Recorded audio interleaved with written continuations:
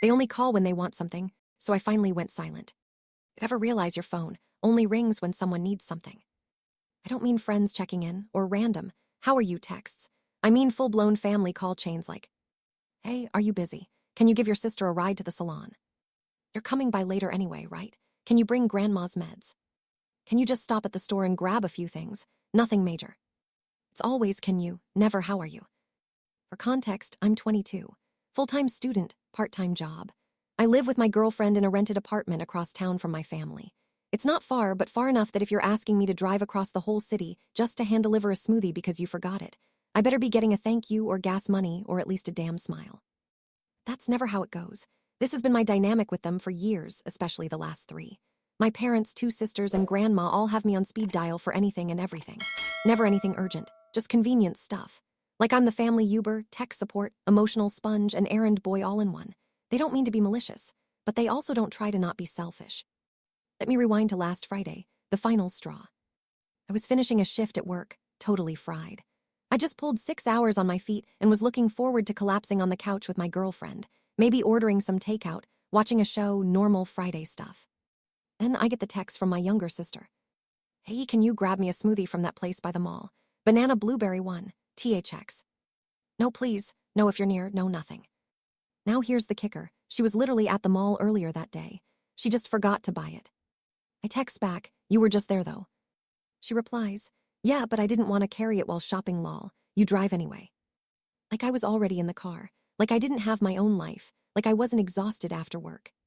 This wasn't new. My older sister once had me deliver a phone charger to her office across town during finals week. My mom regularly has me swing by the pharmacy, not because she can't, but because I pass by it anyway. Spoiler, I don't. My dad's the king of, "While you're out, can you also?" And then dumps 5 errands on me like I'm running in Stackert for free.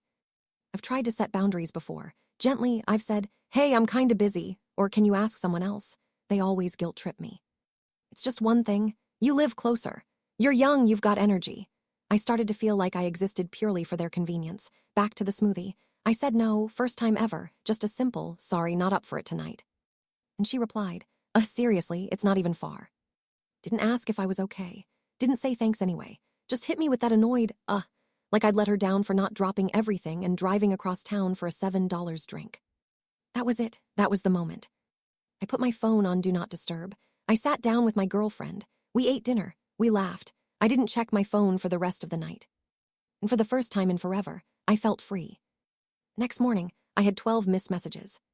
4 from my younger sister, all varying degrees of wow, really, and whatever.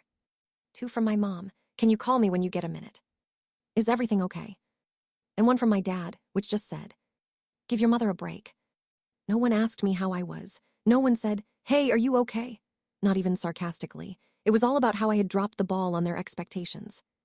I just stared at the messages while sipping coffee in our kitchen, and for the first time ever, I didn't feel anxious or guilty. "You're not answering them," my girlfriend asked from across the table. I shook my head. "Nah, not today." She nodded like she'd been waiting for me to say that for months. "You know," she said, "I love your family, but I hate how they treat you like a damn assistant." That hit me. She'd seen it all, the constant favors, the middle of our date's detours, the times I'd leave her waiting at a restaurant because someone needed just one quick thing. And to be fair, I'd let it happen. I'd normalized it. That weekend was awkward. Sunday dinners are kind of a thing in my family. Not formal, not fancy, but expected. And I always show up. Rain or shine, tired or not, I'm there. But not this time. I sent a message to the family group chat. "Not coming this Sunday, just need a breather." No explanation, no excuse, just a sentence. Replies rolled in quick. "Mom, is this about the smoothie thing? Seriously. Sister, wow, chill, it wasn't that deep. Dad, this is childish. Grandma, bless her heart. Okay, sweet boy, rest." That last one almost got me, but I held firm. I didn't go. Instead, my girlfriend and I made spaghetti, opened a bottle of cheap wine, and watched reruns of The Office. I'd never felt more present in my own life. But the silence didn't go unnoticed. On Monday, I got the classic guilt package. A photo of the family at dinner, with an empty chair where I usually sit. A text from Mom, "We missed you." Another from Dad, "You should be here, family comes first." And that last line, "Family comes first." I couldn't stop thinking about it. Because for years, I did put them first. I paused job interviews to run errands. Left study sessions early to drive someone home. Skipped weekends away with my girlfriend to do chores my parents could have easily done themselves. I was always available, even when I couldn't afford to be. And yet, not once, had any of them canceled something to show up for me. Tuesday, I get another message from my older sister. Just so you know, Mom's upset. She says you're being distant and weird. No, how are you? No, is something wrong? Just another indirect way of saying you're the problem now. I almost responded. I opened the keyboard, typed something about boundaries, erased it, typed again, deleted again. Finally, I wrote, yeah, I am distant for a reason. Hit send. That was it, no follow-up, no backtracking. Felt like taking a breath after holding it for 5 years. My girlfriend gave me this look later that night, this little half smile like she was proud of me. You okay? She asked. I nodded. More than okay. She grabbed my hand. About time you chose yourself. And honestly, it was. Wednesday afternoon, just as I was wrapping up a study session, my phone buzzed. Mom, no text this time, a straight-up call. I almost let it ring out, but something told me to answer just to see where this was going. Hey, I said, trying to keep it neutral. She launched in soft, too soft. Hi, sweetheart, I just wanted to talk. I know things have felt a little off. Here we go. You didn't come Sunday, and I understand if you needed rest, but we're just worried about you. I paused. I'm fine, just needed a break from everything, from always being the one who runs around. She got quiet, like she didn't expect me to say it out loud. Then came the sigh, the classic guilt sigh. I just don't understand. We're family, we help each other. That's what we do. I actually laughed a little. Yeah, when's the last time anyone helped me? Silence. Then, in the same sugary voice. That's not fair. We've always been there for you. I almost dropped the phone. But I stayed calm. No, Mom, I've always been there for you, for everyone. And now that I'm saying no, it's suddenly a problem. Her tone changed, like flipping a switch. You know what? If you want to act like a stranger, go ahead. But don't be surprised when people stop including you. Ah, there it is. Passive-aggressive mode, activated. Okay, I said. Good to know. I hung up. I stood there for a moment, letting the silence settle. My girlfriend Lily walked in from the bedroom. She could tell something was up just by the way I was holding the phone. She call? She asked. I nodded. She mad, trying to make it sound like I'm the one being dramatic. Lily didn't even flinch. She just walked up, wrapped her arms around me and said, let them be mad. That's not your problem anymore. God, I love her. But apparently my dad had different ideas about how to handle things. Thursday afternoon. I just got home from work. I'm literally taking off my shoes when I hear a knock on the door. Not a text, not a call, a knock. I open it, he's standing there. No warning. Just bam, there's Dad in his Saturday jeans and let's talk face. Can I come in? He asked. Lily was in the kitchen. She gave me a look like your call, but I'm not leaving you alone with him. I stepped aside. He walked in like it was still his house. We sat, awkward silence. He started with the usual, you know I love you, son, and we're just trying to understand. And for a second, I thought maybe this would be different. Then came the pivot. Your mother's upset. You hung up on her. You skipped dinner. You're sending messages that you don't want to be part of the family anymore. I blinked. That's not what I said. I said I need space. He leaned in, tone shifting. You're 22. You don't get to throw tantrums and ghost your family. That's not how this works. My girlfriend from the kitchen. He's not ghosting. He's protecting his peace. Dad looked over, surprised she spoke up. With all due respect, Lily continued, walking in now, you guys don't realize how often you pull him away from everything, from work, from school, from life. She wasn't yelling. She didn't need to. He's not your personal assistant, and you don't get to be offended when he finally says no. Dad stood up slowly.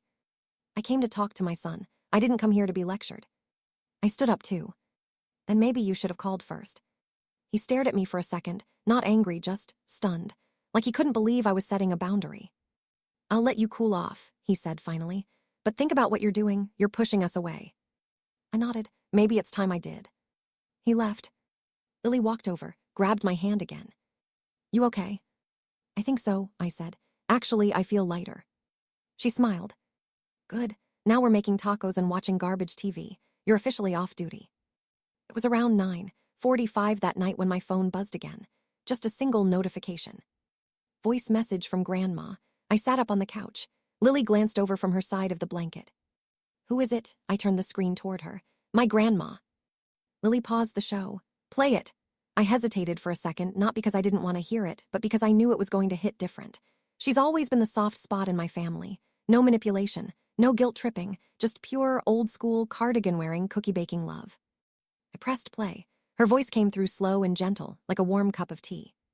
Hi, honey. I just wanted to say I've been thinking about you. I know things feel hard right now, and I'm not calling to ask for anything, I promise. I just want you to know I love you. I always have. And I'm proud of the man you're becoming. My throat tightened. You've always been kind, maybe too kind sometimes, and I don't want you to lose that, but it's okay to take care of yourself, too. People forget that. I hope you come by sometime when you're ready. No pressure, just cookies and quiet if that's what you need. The message ended. I didn't even realize my eyes were wet until Lily squeezed my hand. God, she's the only one who gets it, I muttered, wiping my face. Lily nodded. Because she sees you, like the real you, not the version who always has to fix everything. That hit harder than I expected. I didn't reply right away. Just sat there for a while, holding the phone in one hand and Lily's fingers in the other. Eventually, I opened up the voice memo app and recorded something back. Hey, Grandma, thank you. Seriously, that meant more than I can say. I'm just trying to breathe a little, you know? It's been a lot, but I love you too, and I'll come by soon. Promise. I sent it, no overthinking. Over the next couple of days, things were quiet. Not the eerie kind, more like finally peaceful. No group chat drama, no sudden errands, no random guilt bombs. I went to class, worked my shift, studied without interruptions, even managed to cook a real dinner with Lily on a weeknight, a miracle in itself. And every time I thought about caving, about texting someone, just to smooth things over, I remembered Grandma's voice. It's okay to take care of yourself, too. Then Saturday came. We were at the local farmer's market. Lily loves the fresh flowers there when we ran into my cousin Jamie. She's cool, neutral territory, not deep in the family drama. Oh my God, I heard about everything, she said after hugging me. Your mom thinks you joined a cult or something. I laughed. Yeah, it's called Boundaries. Super exclusive. Jamie cracked up. Good, seriously, you needed this. We all saw how they treated you. Even hearing that someone else had noticed, was validating. Lily chimed in. We're just reclaiming his Saturdays, one smoothie-free weekend at a time. Jamie winked. Hell yeah, take your power back. That night, Lily and I were on the balcony, just watching the streetlights flicker. She turned to me and said, So, how does it feel? I tilted my head, being unreachable, untangled. I thought about it, really sat with the question. It feels like I'm finally living my own life, not just playing a role in someone else. She smiled. Then we're just getting started. Grandma called Friday morning. This time, it wasn't a voice memo. It was an actual phone call. I picked up without hesitation. Hi, sweetheart. I was wondering, would you like to come by tomorrow? Just for tea, no expectations. I baked lemon shortbread. I smiled. That sounds perfect. You can bring Lily too, of course. Definitely, she'll be thrilled. Saturday afternoon, Lily and I walked up the familiar front steps of my grandma's house. The porch smelled like old wood and rosemary, like always, comforting. But the second we stepped inside, something felt off. Grandma was there, of course. Warm smile, apron dusted in flour. But behind her, standing in the living room like it was totally normal. My mom, my dad, both of them, and the way they smiled, way too staged. Lily squeezed my hand instantly. I didn't even have to look at her, we were in sync. She knew this wasn't what it looked like. Hey, honey, Mom said with that tone, the one that sounds sweet but hides a blade. We just happened to be visiting too. Isn't that funny? Yeah, hilarious. I looked at Grandma. She looked a little guilty, like she knew this was going to sting but hoped it wouldn't. Come sit, she said quickly, motioning to the table. Let's just have tea. We don't have to talk about anything heavy. But of course, that's exactly what they came for. We sat, lemon shortbread, Earl Grey, and tension thick enough to spread on toast. At first, it was light chatter. Weather, Lily's studies, my part-time job. Then my dad cleared his throat like he was revving up for a speech. We've been thinking about everything that's happened, and we want to find a way forward. I didn't respond, just took a sip of tea. Mom jumped in. You've made your point, you needed space, we get it. But this silent treatment, it's hurting everyone. Lily cut in gently. He wasn't giving the silent treatment, he was setting boundaries. My mom gave her a look, that tight-lipped, stay in your place look. I leaned forward calmly.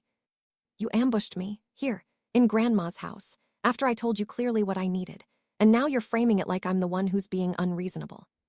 Dad shifted in his seat. We're just trying to fix this. No, you're trying to control it, I said, because you're not comfortable unless I'm doing what you expect, no matter what it costs me. The room went quiet. You could hear the spoon in Lily's teacup clink.